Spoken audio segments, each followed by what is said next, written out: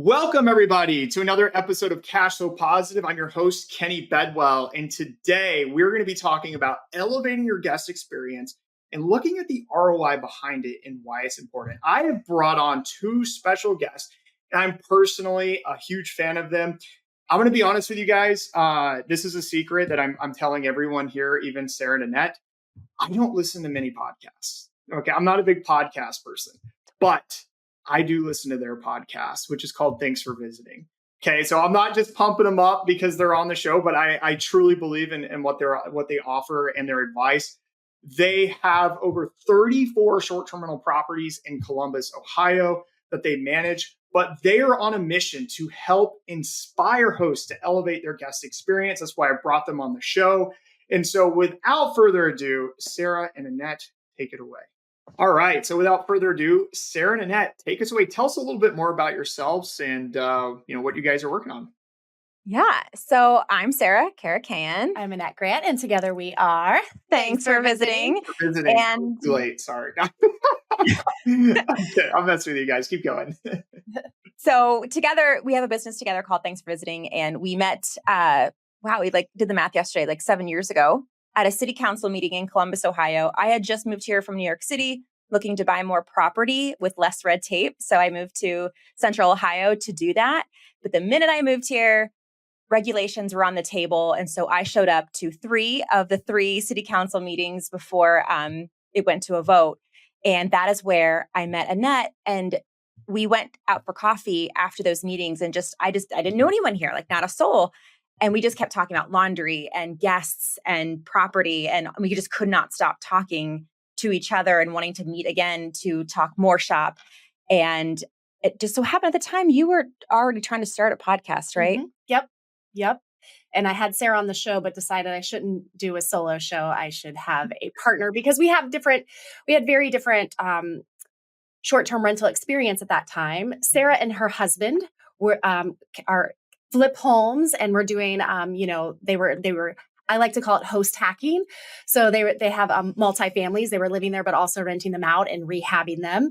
And so she had that side of her story. And then my story was I was partnering with a property developer here, a real estate developer in Columbus who had 1,000+ properties. And I had a very small part of that portfolio. And I was doing short-term rentals a lot with him partnering on those and doing a profit share. So I had more of the co-hosting, profit sharing style. And Sarah and her husband were doing, the host hacking of their own home and moving on from there. So we thought for our podcast, that would be better to be able to operationally and financially tell 2 sides of what we love the most about short-term rentals is really choosing your own adventure. Is it Columbus, Ohio? Is it a mountain town? Is it a beach town? It's all of our whys are different, but most likely the why has something to do with strengthening your financial future. And we just love that there's diversity in the locations and there's diversity in the way that you can, host those properties. So that's where our show started. And now, we're at 400 episodes. We love educating on short-term rentals. And the one message that we always like to get out is you heard Sarah say, we met at a city council meeting. Showing up matters. So show up to those meetings if they are in your town. We showed up and we actually won that those regulations. So please do that. And then number 2, if you do not have a host that you can talk all the things from numbers to operations with, please find someone because it is a game changer to be able to talk about your business and you'll be able to grow it in ways you never knew if you could get a community or even just one other person to talk about your short-term rental with. Okay. I know this for a fact, and maybe this surprised you or doesn't, but a lot of our listeners don't know who you guys are. And that's okay. But I want to, so it's obviously Sarah and Annette are amazing, but I want to go back to Thanks for Visiting and who it is. So tell our listeners more. Obviously I know, but tell our listeners more. What is the goal? What are you guys trying to accomplish with Thanks for Visiting?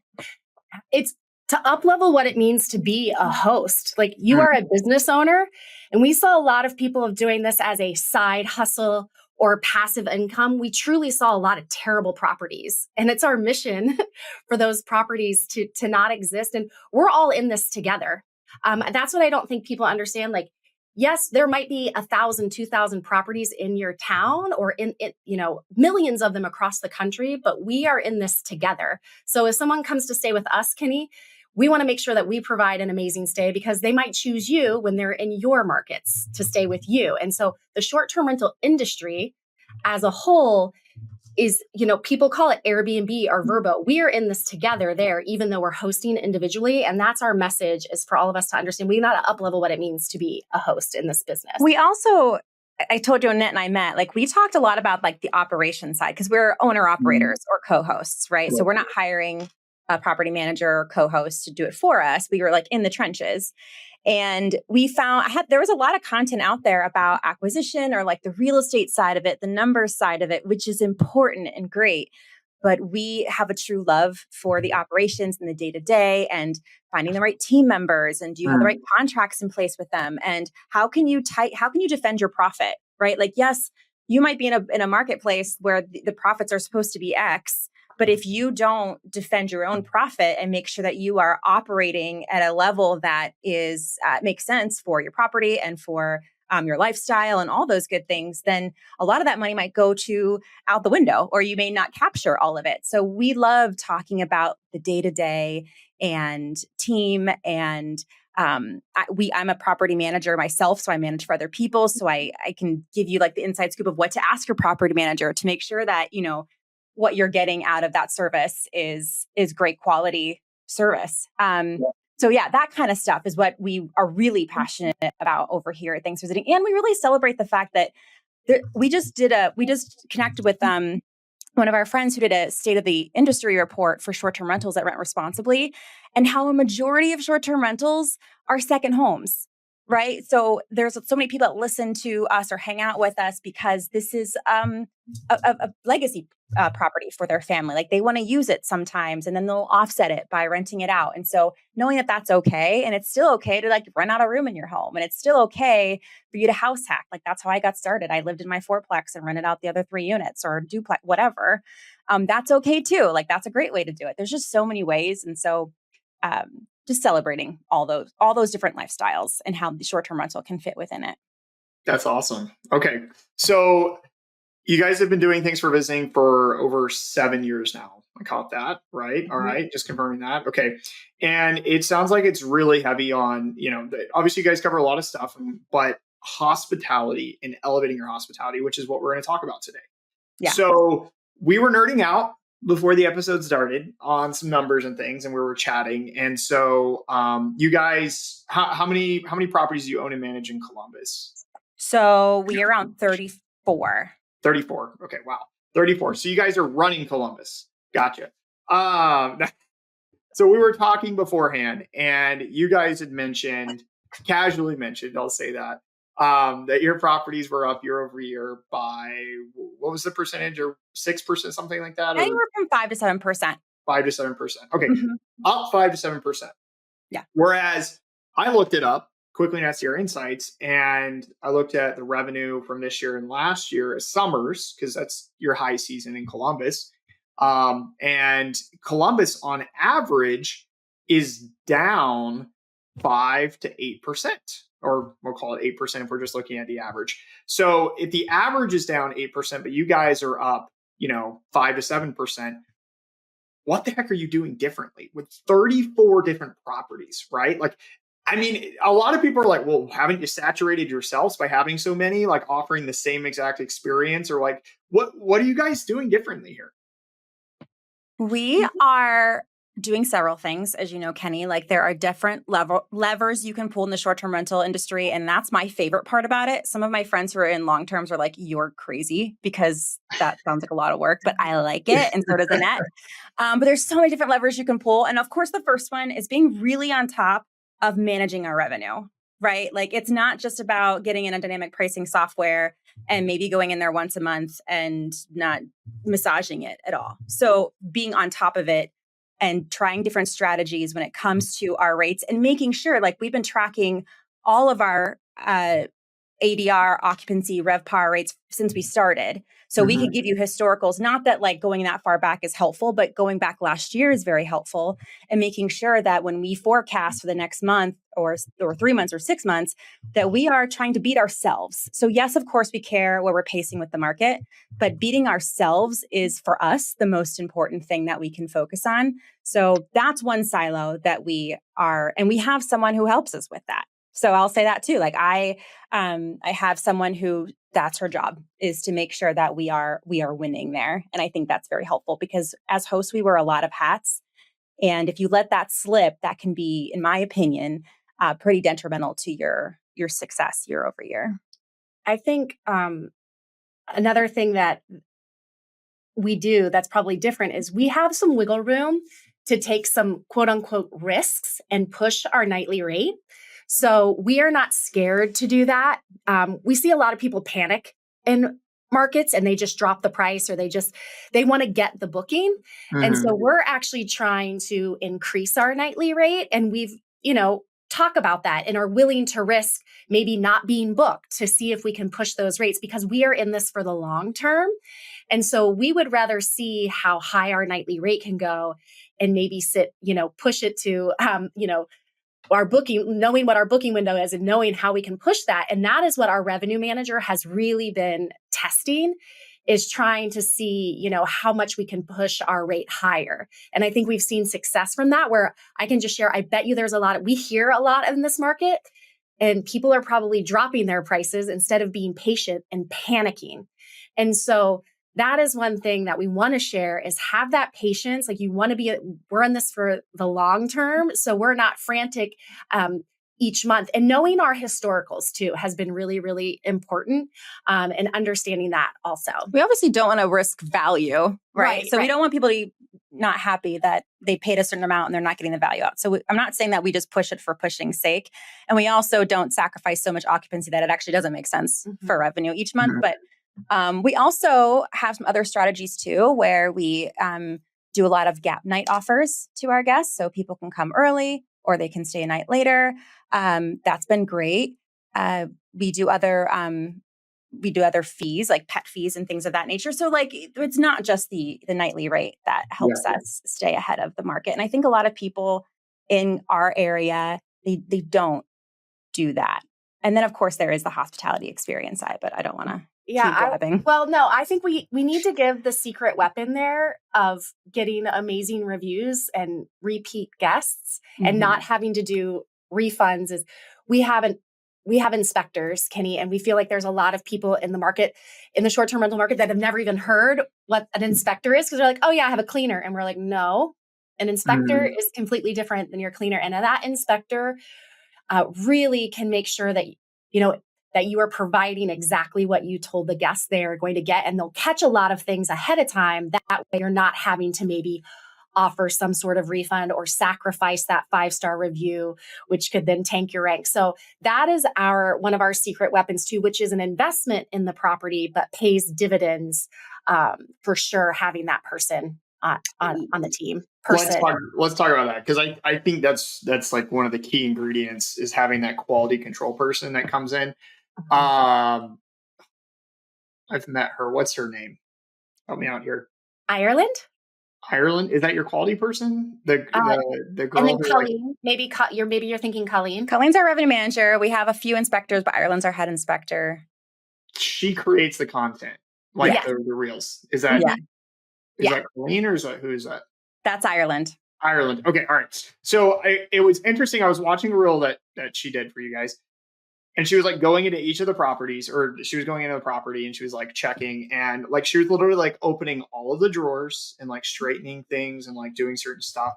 And I was like, yeah, like cleaners don't do that. It was like kind of dawned on me, like, I have like one of my properties, I have a quality person, and they like go check. They have like a list of things, but they're not like going into the drawers and like, making sure things are straight. And I'm like, when I go and check out on these properties myself, I'm like, crap, like this is wrong. Like this is, like all these things, even though I have a quality person checking more of the mechanicals of the property.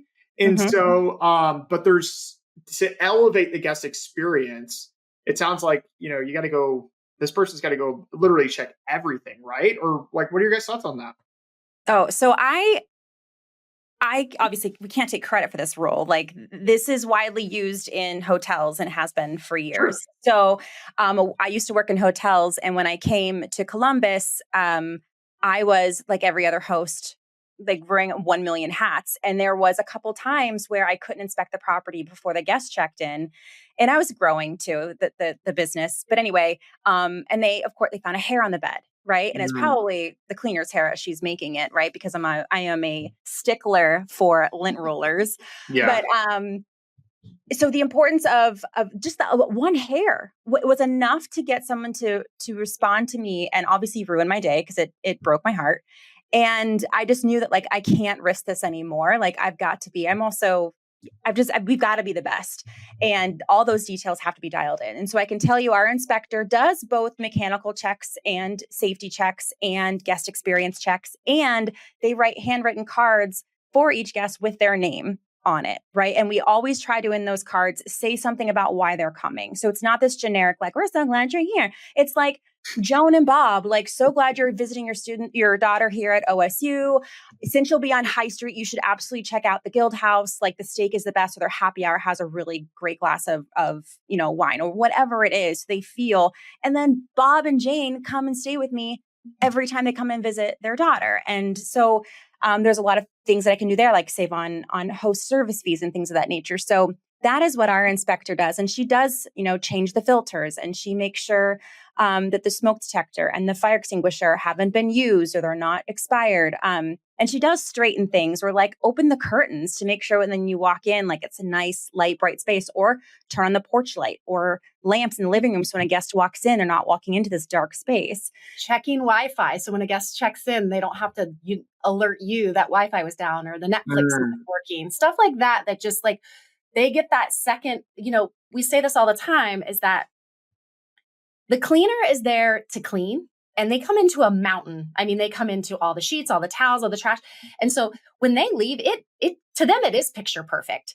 But to the guest, there's a lot of details that need to be dialed in. And that's where the inspector can come in as that second round, once that first round of just cleaning has been done. And that's where I think like a lot of short-term rentals just miss on that, because Kenny, this is before every single check-in. It's not like no offense to you, but like you said, like a quality control. It's like, are they going monthly? Are they going weekly? Like how often are they going? There's a difference between every check-in versus once a month or quarterly or whatnot.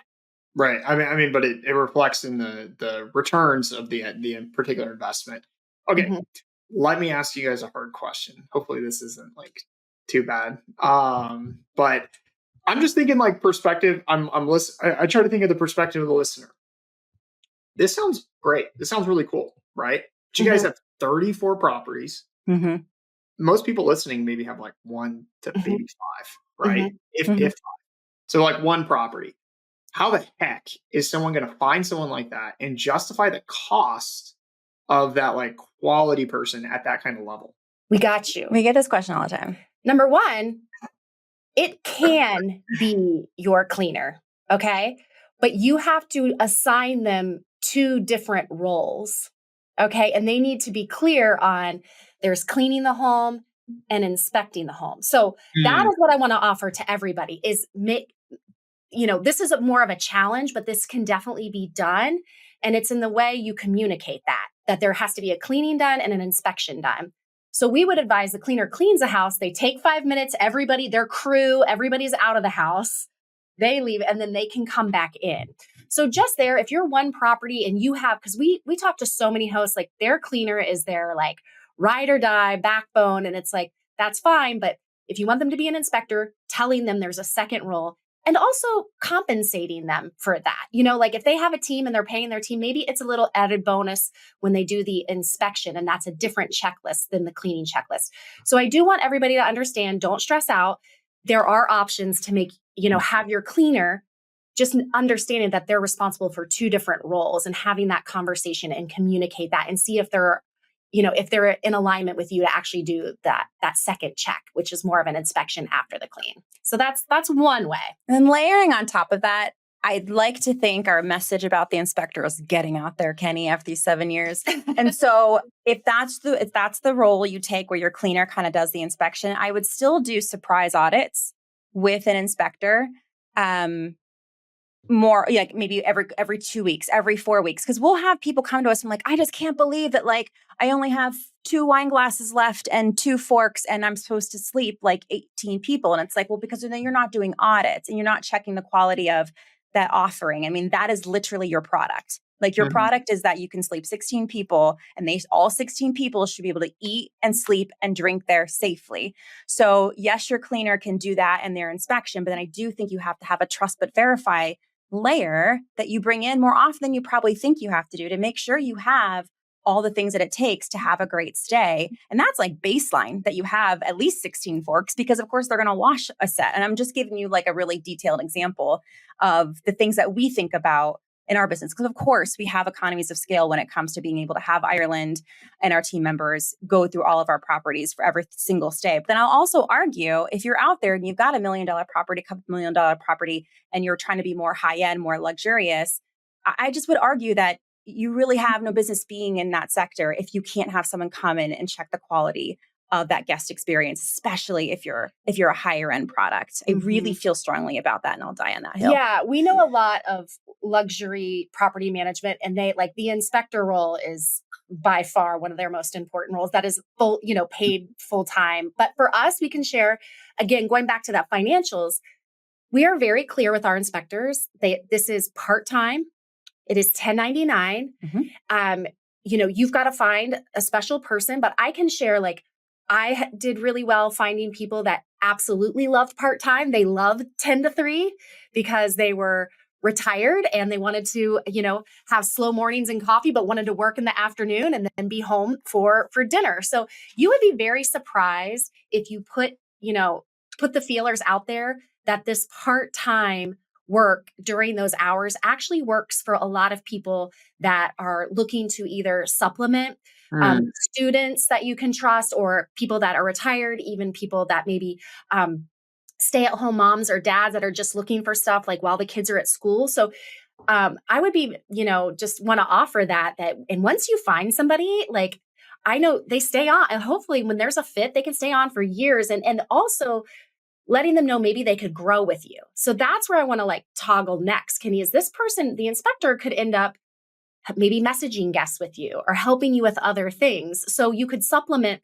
with, maybe they're restocking the property, other things that you might be able to layer on to take off of your plate, depending on how much time you personally are spending on the property. So you could also, give them other tasks that make more sense for you financially. Yeah, I love that. I love that. Okay, so we got the inspector. I think we've gotten that and how important that is. What are some other for you guys? Let's migrate to other secret ingredients to providing and elevating the guest experience. So one thing, I'll maybe guide this a little more. One thing I picked up on is you guys are writing personal notes to the guests. Are you also like providing any gifts, welcome gifts or anything like that? Or like let's talk about that. We don't. So our properties, they range anywhere from Kenny, like $100 a night to $175 a night. So it just doesn't make sense for us to buy them a gift. So the handwritten card, which I do have, they're branded. They got a QR code. They have, you can book with us direct next time they come. But that for us was our answer to, hey, we can't do like, a bottle of wine for every guest or like cute little whatever chocolates or whatnot. Yeah, that money, that math didn't math. That math didn't math. Okay, so you're getting a handwritten card that is tailored to like your stay. So that's what we do, and that makes sense for us. And guests talk about it in the review all the time. We offered other things inside the property that aren't. So we. In Thanks for Visiting World, we call it the Forgot Something basket.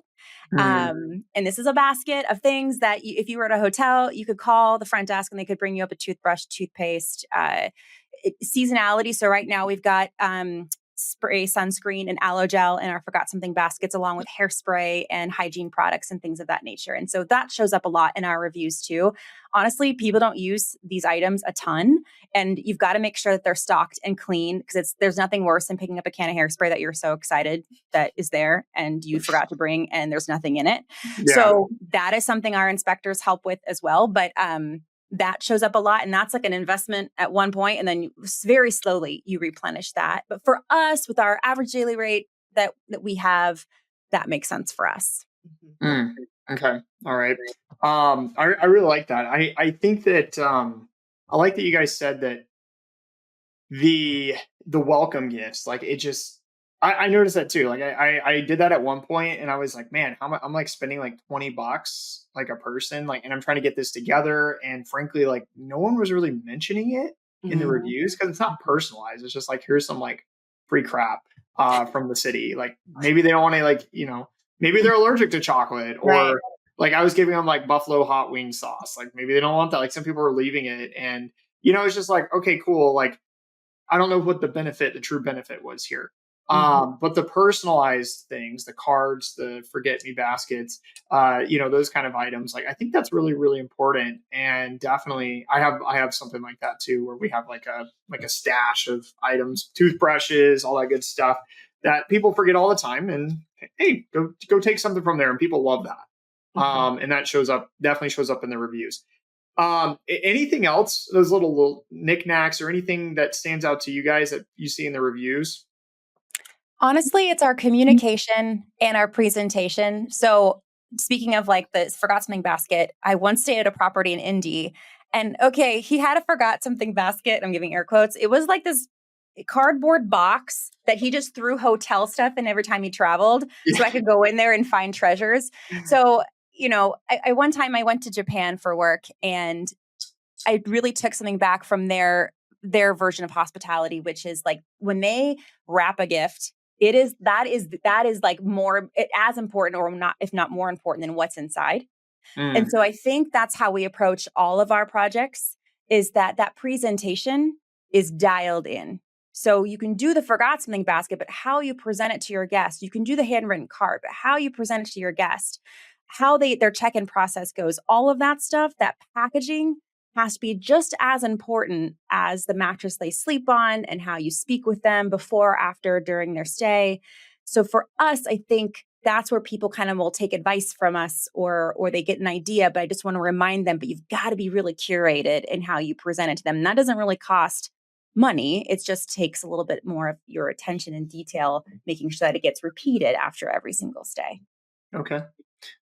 How often are you guys meeting to like figure this stuff out, like innovating? Like one thing I've learned in this industry is like you have to constantly be like growing, right? Like you can't just like, it's not set it and forget it. We've learned that with pricing and like how disastrous that has been for a lot of people. It's not 2021 anymore. But even with hospitality, how are you guys elevating your own knowledge and what you're going to provide in the future to maybe even compete or provide better guest experiences? I mean, well, we meet every day.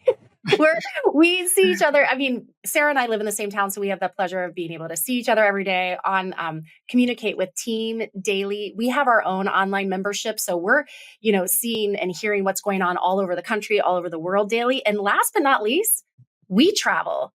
We go to places, we see what's hitting for us, we see what isn't hitting for us. And so I think that part too is really important, of making sure that, and we do a plethora of different stays. We'll stay at, everything from a short-term rental to a budget Marriott to a Four Seasons, and really get to see like, what are some things that could be duplicated maybe at those higher end properties that, maybe don't fit in our budget, but what can we do to mirror that? So I think that's something really important that we do very often also. Do you look for Airbnbs like that too when you go and stay, like somewhere like, hey, wow, this place, it's nice, but they also look like they have some things that we can learn from? Oh, yeah. Oh, we want to start a whole YouTube show on just like going and rescuing short-term, because we see it of like, let's just say it. We see, like you said, it 2021, we can see that people like enjoyed the boom and have not stayed up with their properties. And it's really a disservice to the whole industry, because we know people are like, talked about how much money they made during the COVID. And it's like, well, you didn't put any of that money back into your property. I think that's something that we see very often is people not reinvesting in their homes. And this is a business, and like all of us would look at our P&L, and there's a reinvestment either in marketing, there's a reinvestment in, anything, the capital expenditures. There are things that need to be reinvested in. And we see hosts skimping on that a lot and letting things that should be replaced not be replaced. And that we can't do that. We can't charge that nightly rate and not replace. Kenny, items. when we saw you last fall, you and I were talking about just Central Ohio and the Hocking Hills area. And you were looking at, because we were looking to buy property, and you were looking at some other existing operational short-term rentals out there. And you brought up one who was like crushing it. And is it okay if I give her a shout out? Is that fine? Her business is called Creative Cabins. She's in Hocking Hills. My husband and I went and stayed there for Christmas 2 years ago. And when I tell you about the whole, like the package is just as good as the product, like the packaging, that she kills it. And like you proved it by showing us like what her revenue was. Like she crushes her competition because Kenny, when you pull in, like she has been in business for years and her grill looks like no one's touched it. But people have. Do you know what I mean? Like when you open up a drawer, like her napkins are like carefully like wrapped with a bow. Like the attention to detail, like when you go to plug in your phone, it's not just this like extension cord, which I won't lie, some of my properties still have that and I'm trying to clean it up. It's not like this like extension cord that's under the bed where you can just reach to it. Like, cool, congratulations, Sarah, like you offer that. Hers is like built into the lamp and it's like so convenient. Like she's thought about everything. I could not find a hair. I mean, she's pet friendly. The landscaping is simple. They were going around like, where's the... no, for real. I was like, I know nothing. Something, yeah. She made me feel like I know nothing. And I was so inspired by staying with her. And if you look at her properties, and I'm saying this with kindness, like it's a solid, they're black cabins with like white interiors and wood. Like it's not like this thing that's cantilevered off of the side of a mountain with ocean views. But I still talk about that stay to this day because my goodness, did I feel taken care of just by how much I know she cared about our check-in experience. And she was crushing it revenue wise. Like the proof is in the pudding that like she's always booked. We were trying to stay there as a team because we did buy a property out there and we are trying to learn from our competition. We're trying to stay and we can't because she's booked out. Like it's great. So I think your question there is like, do we stay in other properties and learn? And absolutely, you have to be a student every single day. I think a secret weapon to Sarah's like uncovered and everyone should be using is like with AI, like with ChatGPT, taking the reviews of other people in your city and kind of seeing what is the thing that people are saying over and over again. Like what could you add to your property that makes financial sense to you? So a lot of times looking at those past reviews of, other people that have stayed in your competition and figure out like, what are people, because it's about what people mention after the stay that I think is noteworthy and matters. And that I don't know where you could fill that in on the STR Insights spreadsheet, but it's interesting of what things there are post-stay, what people mention, I think is very, very important to hone in on. And as host, look at your review, like just don't look at your reviews, but really read into them. And what are you seeing? For instance, this goes back to daily rates and also who your avatar is. We have someone in our membership. She thought she had a bachelorette house and she went through all of her reviews for the entire year. And it was actually a bachelor house and she was marketing the bachelor. So she changed what was going on in the backyard, was, the way that she was messaging it. And she saw an increase in her bookings and an increase in her rate from listening to who's actually booking your stay. I think that's the difference too, is set it and forget it. Actually seeing who's staying in the property, like why are they staying in the property and bringing that personalization. And that's also business. That's like business 101, right? Like in our world, we call it message mining. Like we want to talk to our customer and what words do they use? Like, what do they care about? It's the same thing with our guests. And they could tell us a lot of times publicly via the review or in our private messages or whatever. And so you can talk to your past guests and get from them, like, what do they love? What can we improve? We actually just had a guest who she stays with all the time, but I actually stopped her because I saw her at our property and I was like, Kelly, I feel like you've been staying with us for so often. There has to be something that annoys you in there. Like, what could I improve? Because I'm always looking to up something. And she was like, you know what? In unit B, it would be great if you had blinds in the kitchen window. And I was like, you got it. I can do that. You know what I mean? Like, you just got to like sometimes stop and like reassess your business. And yes, you want to look forward always, but also looking back and what can you learn from that, I think is helpful. I really like that. Okay. These are all really good things. What other, are there any other key ingredients you guys feel like help elevate the guest experience? So I told you that we always try to beat ourselves. So I think this might be helpful too for everyone here. We manage 2 multifamily units that are just down the road from each other. I'm talking like 2 blocks. And they're both 1 bed, 1 bath homes with washer and dryer in unit. I manage both of them. So same cleaning team, same customer service team, same maintenance team. Pretty much same geographic area. Like, yes, we're local here, and we would say they're the same. Okay. Yeah. One makes 20% more on average than the other consistently. And it's like, and I also designed both of them. Like, we also were a part of the design process for both of them. So quality material, there's up to date, that we bought the furniture from the same, not the same place, but the same vibe in terms of like, so that's the same silverware, same. Actually, the one that gets 20% more has a worse parking situation because it's off-street parking, not a sign. The other one has free off-street parking, which is very valuable in this area. So just to note, they actually are low, like they're making more, even though that would be a reason not to, That's true. book it. Okay, that is a big difference, but they make more. So the only thing that we see is because the one that's making more, Kenny, was branded as, we call it the Elizabeth, because that was the first owner. It was a woman. And so what we did was we made each of the units, it's a 4-plex, historically after a woman in history. So we have the Stevie, the Amelia, the Etta, and when you walk in those units, like it feels like Stevie Nicks in there, and it's not overly done, but it's classy. And people like being a part of that. I mean, I don't think they're like searching on Airbnb for like, a female focus, like short-term rental or anything like that. But when they read the description, like, welcome to the Elizabeth, like you're staying in the Stevie, and just a little bit about like how it has this like rocker feel to it, but it's elegant and it's just a fun thing to be a part of. That branding, because sometimes you think branding and you're like, well, I have a brand name and I've got like the name of my business, and like everything is like designed well. Sorry. I just see that like all over the place, like that, like they spell house like H-A-U-S. Yes. People love it. In German, yes. You've got to go a little bit deeper than that, right? There's got to be something people can be a part of. And so I always use that 4-plex. I'm like, what can I do without going too far off?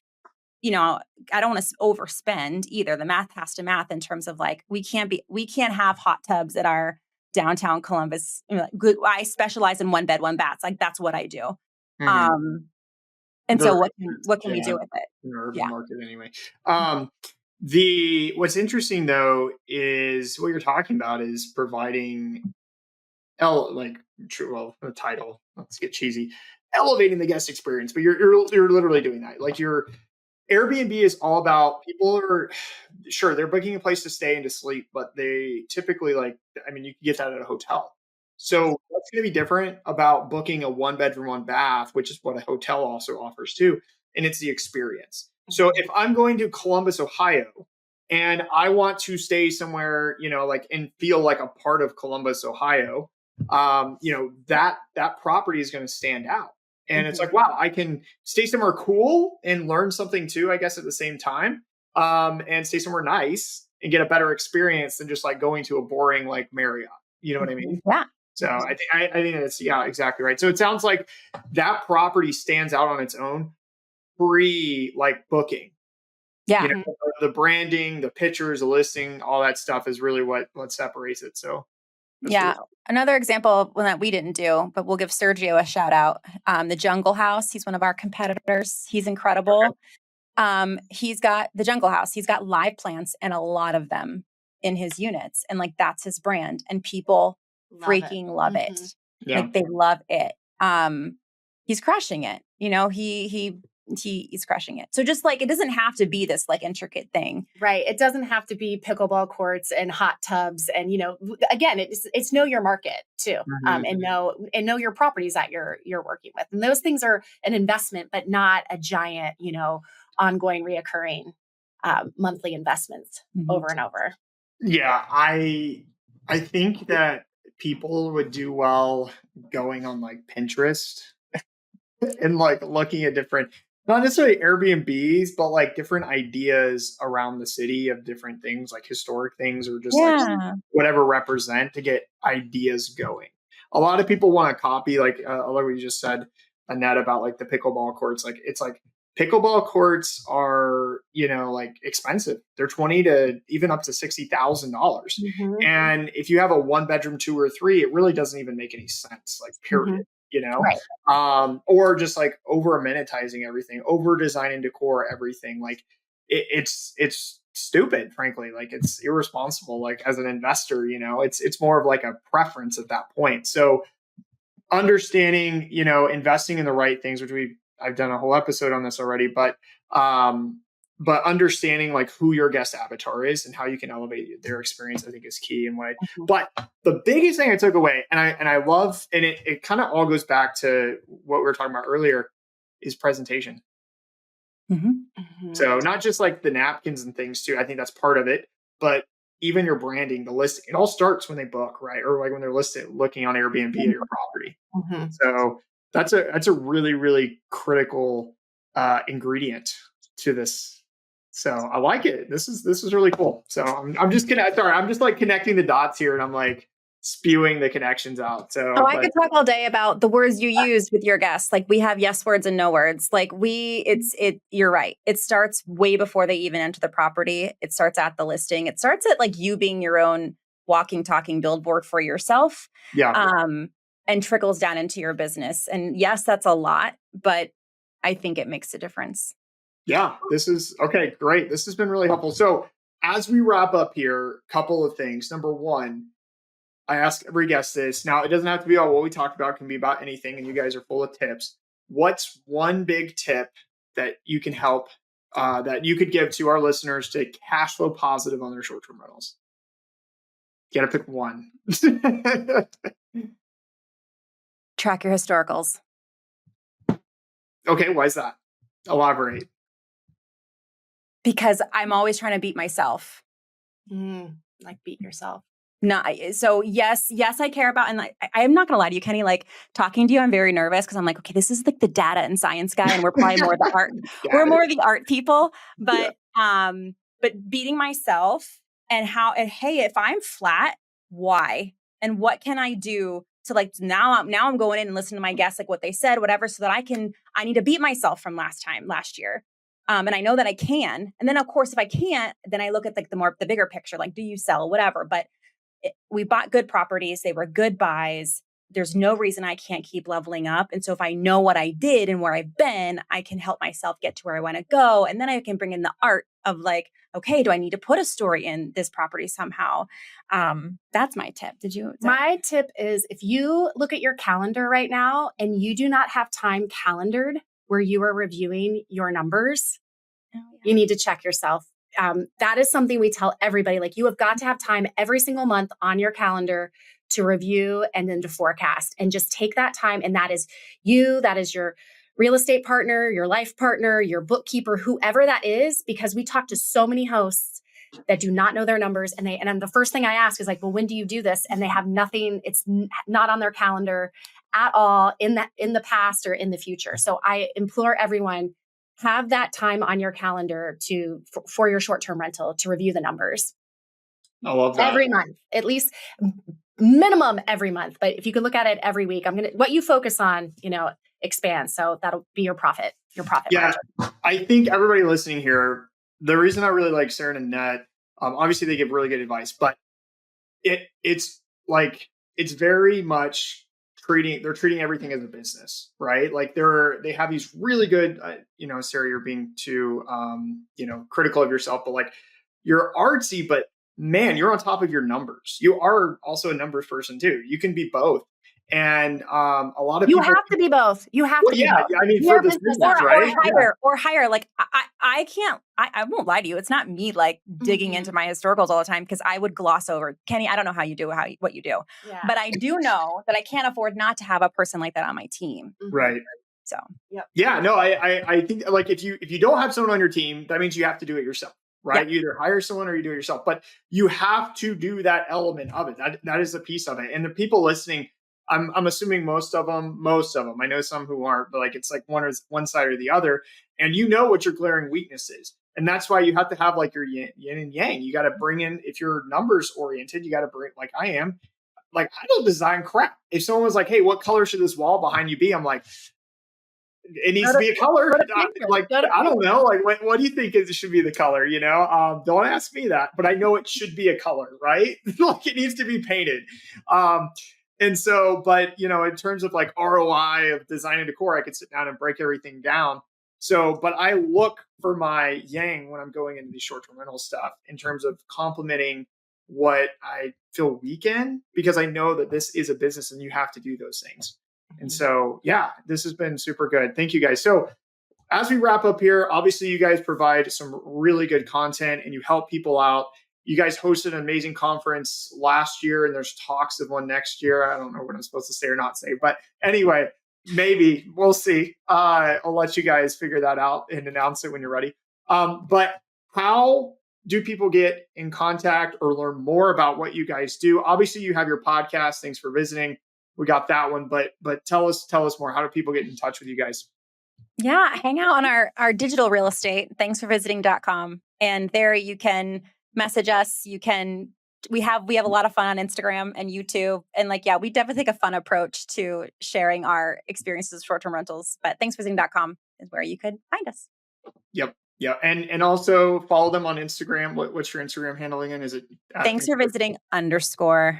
Have that underscore at the end. We'll pop up first. Yeah. You'll pop up first. Yeah. Not all the scammers that like copy your page, right? Yeah. That's funny. Cool. Well, thank you, Sarah and Annette. Thank you for being on. I hope everyone enjoyed this episode because I personally did. And I'm about to pick up the phone and call someone and get some quality better. So learned a lot of things here. Take action, learn from these people. And if you enjoyed their stuff, please go check out their podcast as well. They've got over 400 episodes and I'm buried in one of them. So if you can find that one, then good for you. So anyway, I'm Kenny Bedwell.